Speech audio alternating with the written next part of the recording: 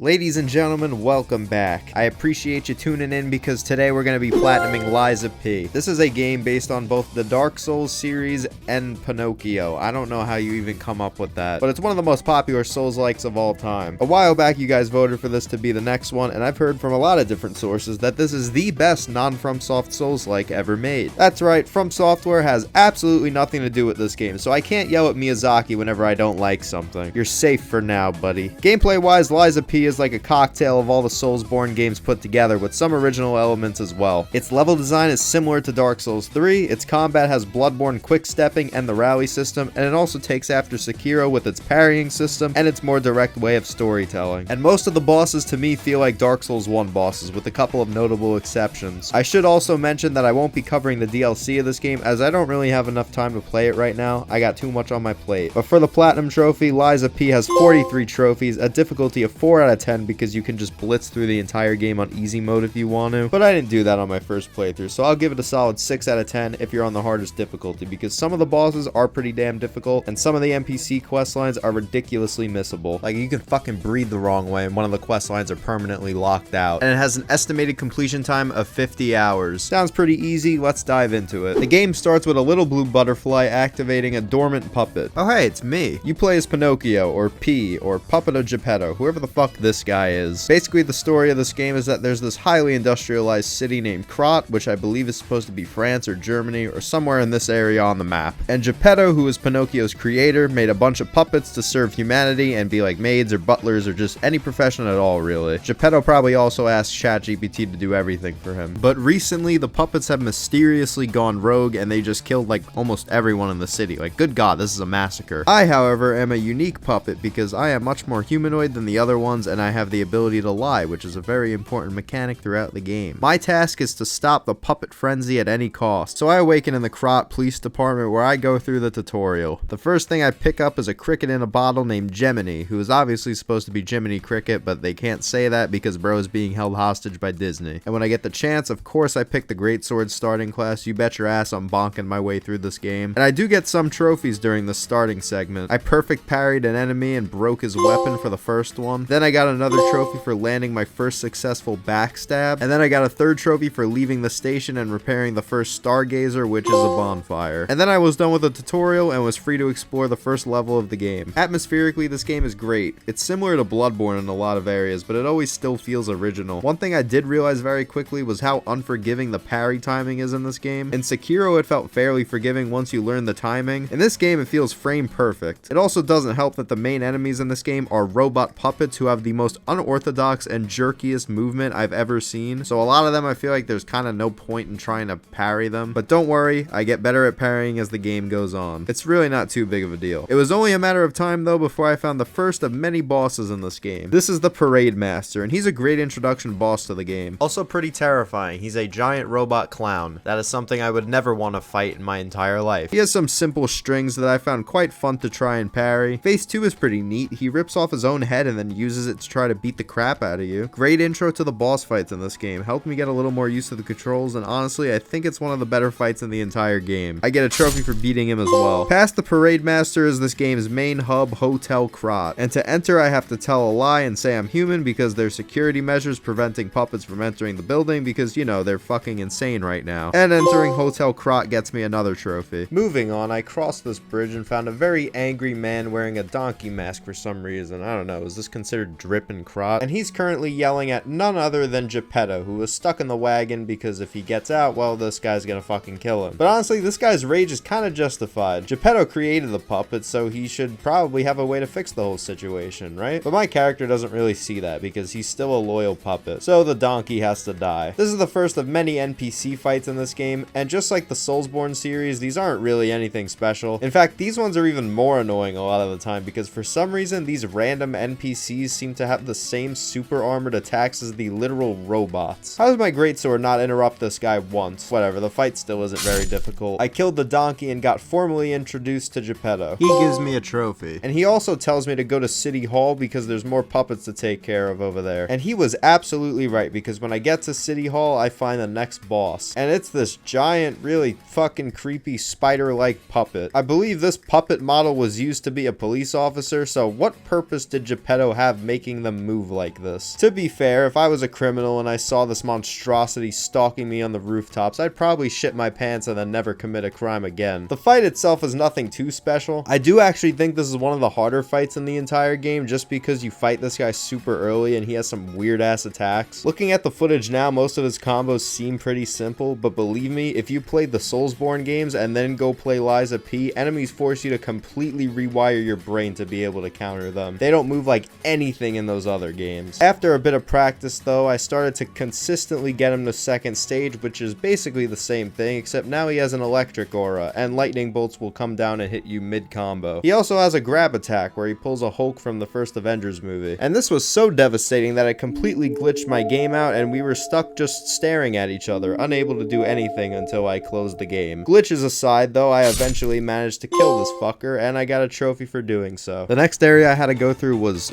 Stark Industries. This is the place where the puppets are mass produced, and it's one of the best levels in the game. So since the puppets are created here, that means going through and killing them is basically spawn camping. Let's just hope they weren't working on manufacturing any giant mechs. Oh Jesus Christ. This is Fuoco, the Gen 9 fire starter Pokemon. Oh wait, no, that just says Fuoco. My bad, gang. He has a furnace fueling him, so he spews fire all over the place, which does get kind of annoying, but otherwise he doesn't really do anything that's new or interesting. He does have a lot of charge attacks and heavy attacks. I didn't have very much difficulty with this guy, but he was pretty fun. I also get a trophy for beating him. I then got another trophy for assembling a custom weapon. This game has a very cool system where you can combine the blade of one weapon with the handle of a different weapon and get different abilities and movesets depending on what you create. Unfortunately though, I never really used this to my advantage because I ended up just running one of the legendary weapons. And they don't let you combine those because I think that would be very broken. And in the next area, I found a new enemy besides the puppets, and it's just zombies. These were once humans who were overloaded and infected by the blue stuff that powers the puppets, which is called Ergo. And I think these enemies are fucking stupid. I'd rather just fight the puppets the whole time. This game just feels better when the puppets are the main enemy. Like, why did we have to just randomly shoehorn zombies into the game? Every time I fight a bunch of zombies, I just feel like they ran out of ideas and were like, yeah, Dark Souls had zombies, basically. Let's just add a bunch of zombies to this game. I know they kind of tie into the story, but I don't know. I feel like there was a cooler way to do this. The area I find them in is called the St. Frangelico Cathedral, and this place is just completely overrun with the infection. Like, it's all over the floor. The worst part about the infection is the diabolical status effect the enemies inflict. It's called corruption, and it drains your health like scarlet rot, and also drains your weapon durability, which actually matters a lot in this game, unlike Dark Souls. Your weapon runs out pretty fast. It's very annoying to deal with. But besides that, I think the cathedral is a very cool and creepy location. The main boss of this area is Andreas the Fallen Archbishop. First phase, he's kind of just a giant sludge monster blob thing. It took me a little while to get the hang of this phase. I tried to learn how to perfect parry every single attack, which led to many deaths, but I find that to be the most fun way to fight the bosses in this game. And this fight also starts a trend with the bosses. Half of them have second phases with a separate health bar, and I thought for some of the bosses this just was not earned like at all. In the Soulsborne games, they reserved the second health bar for bosses that truly mattered, and even some of the best bosses didn't even get one. Liza P hands these out like IGN hands out 8 out of 10s. During the second stage of this fight, the Archbishop himself finally makes his presence known, and this is such a weird looking boss. This phase has a similar gimmick to the Flexile Sentry of all things from Dark Souls 2, where you can choose to fight the boss on two different sides. One side is the Archbishop's side, where he barely opens himself up for attacks and has some of the strangest hitboxes and attack patterns that I've ever seen in a boss due to his fucking, like, really lanky physique. Why does he look like this? The other side is basically just a repeat of the phase 1 fight, and this just makes me question who the fuck would choose to fight this side over this side. One side is clearly much easier. Sure, a couple of new attacks get added to its moveset, but they don't really make that much of a difference. Also, as you can see midway through this fight, I switched to using the Holy Sword of the Ark. This is a great sword that can turn into a spear. Genuinely, that is one of the coolest weapon designs I've ever had the pleasure of using in a Souls game. This is so fun. Even so, this fight took me almost an hour to beat, but it's probably the best fight in the game so far, and it also gives me a trophy. After defeating Andreas, a brief cutscene plays showing the ergo of all the bosses I've killed so far going into this giant tower, which seems to be powered by this machine. This is a little teaser for something that will happen at the very end of the game. And in the middle of all this chaos and like explosions and shit, this guy's just sitting in a chair. Gee, I wonder who the main villain's gonna be. The next chapter I really enjoyed going through. It definitely kept the Bloodborne vibes going. Atmosphere-wise, this is one of the best areas of the game. Unfortunately, the boss at the end of this area is actual dog shit. I hate the Black Rabbit Brotherhood with with a burning passion. Although I will say they have insane amounts of aura in this opening cutscene. I felt like my shit was about to get rocked. Like, this shot is insanely cool of them. The fight even starts out fun enough. The main boss is the big guy of the group, and his attacks are very satisfying to parry. Unfortunately though, this fight quickly gets bad when the other members of the group jump in. I was kind of expecting this to happen, but when it actually did, I was still fucking pissed off. They stun the hell out of you, combo you, and just make your life a living hell. The way I eventually countered this was by picking off each other member one by one as soon as they joined the fight. I had to play ridiculously patiently to do this, and it just wasn't a fun playstyle to have during a boss fight. I really wish the fight was either just the big guy but more fleshed out, or a gauntlet of sorts where you 1v1 each member back to back. That would have been pretty good. But this is not it. The girl is the biggest piece of shit. She stun locked me more than any of the other members combined. And then she just runs away. It's like almost impossible to hit her, I swear to God. Fucking miserable. But I killed the big guy eventually, got a trophy for my troubles, and now the Brotherhood runs off. Surely they won't be back with an even worse boss fight later, right? Right past the boss fight is a golden tree. Is it an Erd tree? Its main purpose is to give you items that help you with summoning specters, which is basically like using summons in Elden Ring. I didn't use summons during my Liza P playthrough, so I got no use out of this tree. Well, besides the fact that I get a trophy for finding it. That was quite useful. The next area is Rosa Isabel Street, which is my favorite area in the entire game. The atmosphere is truly top tier, and now we're back to fighting puppets, so the game is good again. I fought the White Lady mini-boss. This is just another NPC fight, but I wanted to mention this one because her drip is immaculate. I also encounter the Mad Clown Puppet, and he's just a mini-boss. I don't really have much to say about him except for the fact that this move is really fun to parry. Past him is the Opera House, which although there isn't really much in here, it's one of the more memorable locations in the entire game. I thoroughly enjoyed exploring it. There's even a show going on that I get free front row seats to, and it shows Geppetto taking my heart out and putting it into another puppet? No, that can't be right. He wouldn't do that. Look at this guy. And then a giant robot crashes down from the ceiling? Okay, I'm starting to think this guy isn't part of the play. This might be the next boss. Yep, this is the King of Puppets, the supposed cause of the puppet frenzy and everything that has caused the downfall of Krat. And this fight is so much fun. The first phase is a really good giant fight. Unlike most puppets, this boss feels flowy and very satisfying to learn the parry timings. Everything is just so good. The story, the atmosphere, the gameplay. This is the first time that Liza P truly clicked for me. And then I take him down and it's revealed that the fight is in fact not over. There's a second phase to this bastard, except this time it's absolutely earned its second health bar. Because when the robot gets destroyed, it's revealed that another puppet was piloting him the whole time. And this is Romeo, the actual king of the puppets. I didn't know they had T-800s in this universe. He is a certified aura farmer. He's got a scythe that he lights on fire when he gets to half health, and then he does this ridiculous combo that still scares the shit out of me every time I see it. It's almost like a waterfowl dance. Romeo falls into my favorite category of boss fights, that being two dudes with similar skill sets just beating the hell out of each other. This fight is truly no joke. I was on it for about 45 minutes, but eventually the King of Puppets was no more and I got a trophy for beating him. Now after this, we're made to believe that this is the end of the puppet frenzy. That's what Geppetto's been saying the whole game. He told me to kill Romeo. So how is it possible that this is only the halfway mark of the game? Something's not quite right here. Geppetto is definitely hiding something. But that's for later in the video. Next up is the Grand Exhibition, which is another very good area. During my exploration of this place, I got a trophy for killing every type of butterfly. These are your crystal lizards or scarab beetles, and there's three kinds, pink, red, and golden. It's an easy trophy. Just explore the game and you'll get it no problem. At the end of the Grand Exhibition, I find the next boss, Champion Victor, who is another certified classic. Bro even gets a whole ass WWE entrance. Liza P has references to a bunch of other stories besides Pinocchio, and I believe this guy might be this universe's version of Frankenstein. He even has the same name as Dr. Frankenstein himself, so I think that has to be a reference. And this is just a really fun, hard-hitting fight. No fancy bullshit, just straight clobbering. He feels like a pro wrestler, and that becomes even more prevalent in his second phase, because forget Frankenstein, this guy just turns into fucking Bane. He's even got the venom in his veins. This guy is so badass, in fact, that when you stagger him, he still attacks you one more time before actually getting stunned. What a guy. I would also like to mention that I beat this boss first try somehow. It was down to the wire, I was one hit away from death and with no healing, but I still pulled through for the win and another trophy. But wait, the fight ain't over yet. He's getting back up. Oh, okay,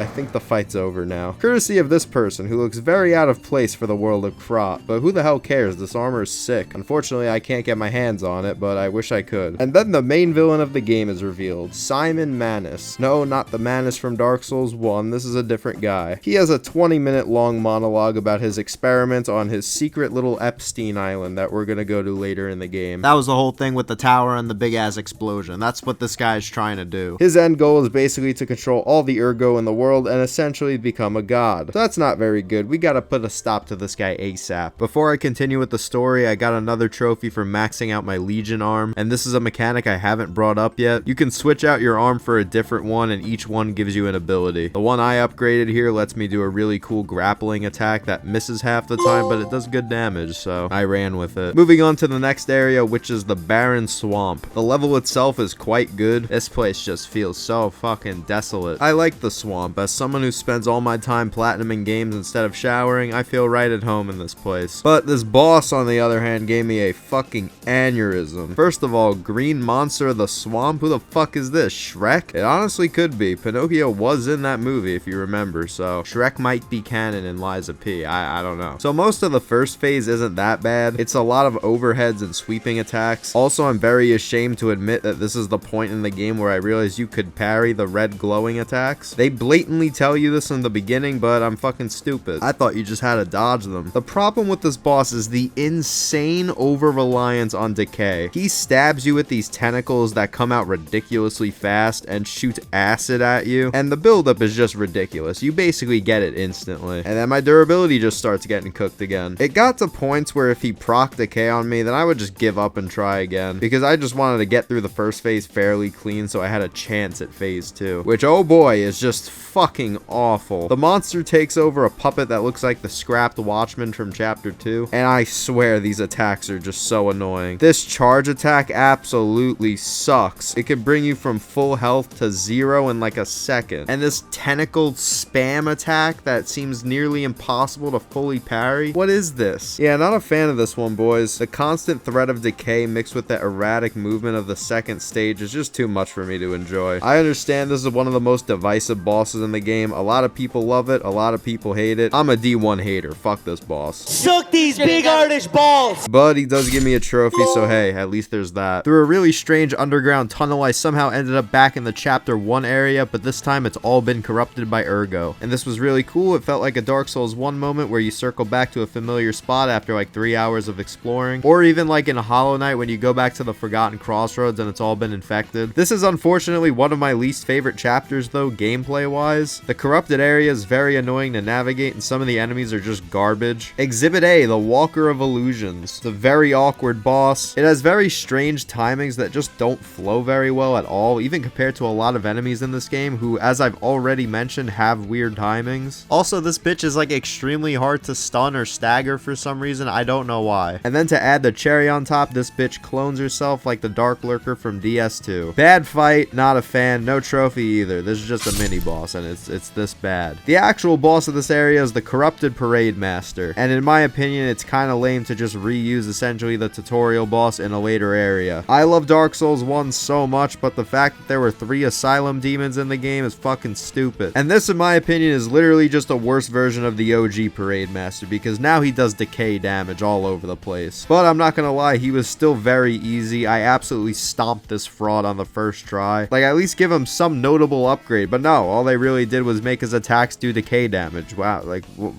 what? And this is the end of chapter boss too, so I do get a trophy, but I was just hoping for like something better. I don't know. I then go back to Hotel Krat and the place has just been absolutely ransacked. Nobody died, but Geppetto did get kidnapped. Hopefully we get to the bottom of this pretty soon. Unfortunately for me, the next chapter is also ass. Initially I thought this chapter was going to be good because you go down to these secret giant underground ruins, and aesthetic wise this is a very cool area. Unfortunately the level itself is, and I shit you not, like 5 minutes long, and the boss at the end is, oh god, the return of the fucking Black Rabbit Brotherhood. And this fight is genuinely one of the worst experiences I've ever had playing anything in the Souls genre. This is not only a gank fight, it's a horribly designed gank fight. Each enemy inflicts status effects, and the most annoying enemy, which is again this lady, inflicts decay. There were times where I felt that I could genuinely do nothing here. Now, of course, with the benefit of hindsight, looking back at the footage, I do realize that I should have probably probably been blocking more. I really relied on perfect parries to get me through the game. Now I realize if I had just played more defensively, I probably could have had a much easier time with this and a bunch of the other fights. But that doesn't excuse this blatantly terrible boss fight. Sometimes they all attack at the exact same time, so you're almost screwed no matter what. And then on top of that, once you finally can kill 2 of them, which takes a while because they run away for half the fight, the big guy that I killed in chapter 5 gets resurrected and you have to kill him too. And notice how I said he spawns in once you kill 2 of the other enemies. That's right, he spawns in when there's still one of the other enemies alive. So it goes down from a 3v1 to a 2v1 to a 1v1 for about 5 seconds and then back to a 2v1. Now what I did to counter this was to just get the last 2 enemies to 1 HP each, and then I killed them both before the big guy got to spawn in. But that's like so annoying to set up. I shouldn't have to fight a boss like that. The big guy on his own, he's again a solid fight, but the problem is that I wouldn't have enough healing items for him because I already used them on these fuckers. I'm not even lying right now, I'd rather fight the Beta Chaos. Hell, I'd even rather fight those robber guys from Dark Souls 2. This boss made me so unbelievably angry that I put the game down for like 2 days because I didn't want to burn myself out and I felt that that was coming. It took me around an hour and a half to beat, which isn't even like that bad, but it's such a terribly designed boss that it felt more like 4 hours to beat. I finally did have a very good run and the big guy wasn't too difficult. I got a trophy for beating them. I hope I never have to fight this boss again. Oh wait, I have to enter New Game Plus. Oh, and one thing I forgot to mention is that I maxed out my sword for another trophy. And now moving on to the final chapter of the game. We made it to the Epstein Island and we gotta climb to the top of that tower. And this is basically just a really long segment where the game throws every single enemy you face along your journey directly at you. And I thought this was a cool finale, but it's just way too fucking long for a single chapter in my opinion. This final chapter can really be split up into like 3 more chapters. It's that long. Especially compared to the previous chapter, which if you beat the Black Rabbit Brotherhood on the first try, it could have taken you like 10 minutes to get through the whole thing. But after running straight past every enemy in sight, because I am not fucking killing all these guys, I made it to another peak boss, Laxasia the Complete, also known as the lady that murdered my boy Victor while we were in the middle of having a 1v1. But this boss is just too good, man. It's very difficult, the most difficult boss by far in the game. First phase feels a lot like a Dark Souls fight, something like Champion Gundyr or Dragon Slayer armor. And she has some of the most satisfying combos to learn and parry. Look at this. This is just absolutely beautiful. Why didn't every boss have combos like this? This was definitely one of the most fun movesets I've ever tried to learn in a game. With this boss, I genuinely have 0 complaints. This is another moment where Liza P just clicked for me, and I sorely needed this after the terrible previous chapter. Thank God this boss is where it was. And then I get her health bar down. She loses the cool armor, turns into fucking Hassan, and the fight turns to complete shit. Okay, not really. This phase is still fun, but it's not nearly as intuitive as phase 1 in my opinion. She shoots lightning bolts at you and you can deflect them back at her. And this is my favorite part of this phase, and it's honestly required because each deflected projectile does a nice chunk of damage, and you will see shortly that there aren't many opportunities for a counterattack during this. Her combos are just absolutely ridiculous. She constantly teleports around, fakes you out, and is just a massive threat 24/7. And oftentimes the camera unfortunately doesn't really do a good job at keeping up with her location. But after like an hour plus of just failing this phase over and over again, I played defensively, completely switched my play style, and I beat her first try. Literally just block, bro. The game is 10 times easier if you do that. I hate how it took me this long to figure that out. Also, when you stagger her, she proceeds to do a whole ass combo before being stunned. That is just so OP. But hey, this is a very good boss. They did an awesome job with this one overall. And I get a trophy for beating her. I then got a collectible trophy for finding every single Trinity room. Basically, throughout the game, there's a guy who repeatedly calls you on the phone and tells riddles. And if you answer his riddle, he gives you a key. Answer all the riddles throughout the game and you'll get the trophy. The guy even sounds like the fucking Riddler from Batman. Now,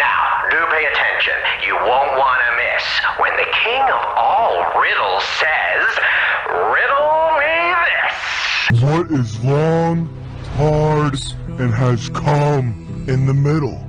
A penis. No, the answer is cucumber. After Laxasia, I enter the tower and find Sophia, the girl from Hotel Krat, and here it's revealed that her body has actually been here the whole time, and what I've been interacting with the whole game is like an astral projection of her. She's actually a really powerful goddess, and Simon is holding her captive to try to ascend to godhood himself. And now I have the choice to leave her alive or to put her out of her misery. And to get the best ending, you gotta do the latter. It's a very sad moment. I felt a lot of emotions during the scene, and okay, wait, what the fuck? What is that bum-ass cut, bro? Damn, I messed up. We gotta go ball. I then got another trophy for leveling up this skill tree a bunch. Shortly after this, I find Geppetto, who at this point, through a decoded message from Romeo, the king of puppets, it is revealed that Geppetto is responsible for the puppet frenzy. Why am I not fucking surprised? Geppetto had a son named Carlo who died, so Geppetto's master plan was to program a secret rule into all the puppets. It reads, all puppets must obey their creator. And then the other rule says that the creator is Geppetto. So this piece of garbage ordered them to kill everyone in Krat, and the puppets just turned like the fucking Winter Soldier. They had literally no control over themselves. And the reason he did this is because dead people produce ergo, and he needed a lot of ergo to try to resurrect his son. And the vessel for that resurrection is me. My body is identical to that of his son, and he's been using me the whole time. I knew this guy was a piece of shit from the very start. There was something weird with him. Anyways, we go past him and we find Simon Manus, who is looking a little bit different from the last time we saw him. This is the final boss of the game, and it's also very good. He reminds me a lot of Godric from Elden Ring with how he swings his big ass weapon around. For the final boss of the game, it's pretty straightforward. I don't really have many complaints about this fella. He's not even that hard. I beat him and there's a phase 2. Of course there is. He touches tips with God. That's a sentence I thought I'd never say, but I'd never thought I'd be enjoying a Pinocchio Souls-like either, but here we are. Phase 2 is actually pretty tough, mostly because now there's explosions everywhere. His combos are also much harder to block, and he's got a shit ton of unblockables that I had trouble getting the parry timing down for. This took me around 45 minutes to finally beat, but it was really fun the whole time. It's a great final boss. I get a trophy for beating him, and then another trophy for talking to him right before he dies. But I lied. Simon wasn't the final boss. Instead, we get one final conversation with Geppetto, and I have to make a choice here. Either I surrender my life to him so he can resurrect his son, or I can refuse. Major Bloodborne Gehrman vibes from this. Of course I refuse, and he unleashes the true final boss of the game, the Nameless Puppet. This is the best fight in the game, and I stand by that 1000%. It's basically a mirror match between the two strongest beings in the world, kind of like Gale from Dark Souls 3. I also like to think that the name is a reference to the Nameless King, like it's gotta be, right? Phase 1 isn't very hard. I think that's kind of the point, because I'm Geppetto's best creation, not this bum. He's definitely not a pushover though. I think another reason why he wasn't that hard was because I was just good at the game at this point. But don't worry, there's a phase 2, and the cutscene is awesome. It does the anime thing where both combatants swing their swords at each other and then they just stand there and the viewer doesn't know who got hit. But of course, your boy landed the killing blow. Why don't the actual Souls games have cutscenes this cool? Like, don't get me wrong, they're good, but it's usually the boss just like aura farming or something. There's never any action. But